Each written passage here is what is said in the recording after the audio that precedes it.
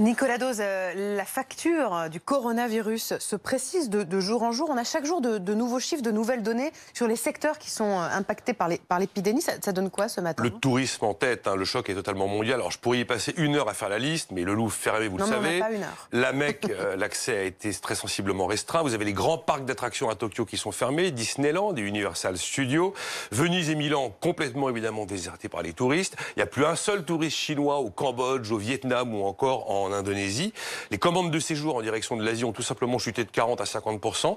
40 millions de sièges d'avion à la réservation entre février et avril sont absents. Voilà, tout simplement. C'est un secteur, le tourisme, qui pèse 1 emploi sur 10 dans le monde. C'est absolument colossal. C'est 10% du PIB de la planète, plus de 7 900 milliards d'euros de chiffre d'affaires. Thierry Breton disait hier qu'on avait perdu 2 millions de nuitées en janvier et en février dans les hôtels en Europe. Le monde du spectacle, dévasté. Le spectacle, pareil. L'événementiel, absolument pareil. Vous avez des trains et des concerts géants prévus à Séoul en avril qui sont déjà annulés. Le salon de l'auto à Genève a été annulé. Il y avait un super grand salon des télécoms à Barcelone qui a été annulé. Un immense colloque de l'UNESCO à Paris sur l'intelligence artificielle qui est annulé. Tous les arénas, tous les zéniths de France annulent à l'appel tous les événements. Il n'y a aucun problème. Les festivals, on se demande s'il y aura des réservations. Là, en France, pour la France seulement, on parle d'un secteur de 135 000 emplois. C'est plus que le cinéma. Ça fait 5 milliards d'euros de chiffre d'affaires et surtout, les marges sont déjà très faibles dans ce secteur. Le dernier salon en date annulé, c'est le salon du tourisme qui devait avoir lieu à Paris à la fin du mois. On a aussi des éléments ce matin sur le secteur des produits technologiques. Oui, alors là, les baisses de production sont énormes. Quasiment tous produisent en Chine. HP, la moitié de la production est faite en Chine. Alors on sait que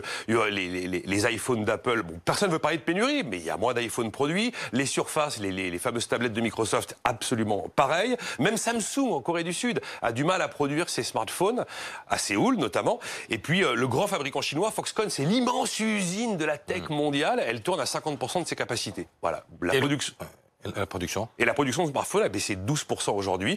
Et les valeurs boursières d'Apple, de Microsoft, de Google ou encore de Facebook, c'est moins 670 milliards d'euros de capitalisation depuis que ça a commencé. Alors il y a des gagnants aussi. Vous avez tous les loisirs à domicile comme Netflix ou alors les jeux vidéo, ça cartonne. Tout ce qui est visioconférence, tout ce qui est télétravail, bien sûr ça fonctionne. Le e-learning, comment j'apprends à la maison. Et la consultation des réseaux sociaux par les Chinois a fait un bond de 55%. Ce qui est très ennuyeux, Nicolas, c'est que l'OCDE n'est pas rassurante. Non, alors d'ailleurs c'est un peu hâtif de la part de l'OCDE de prendre des conclusions aussi.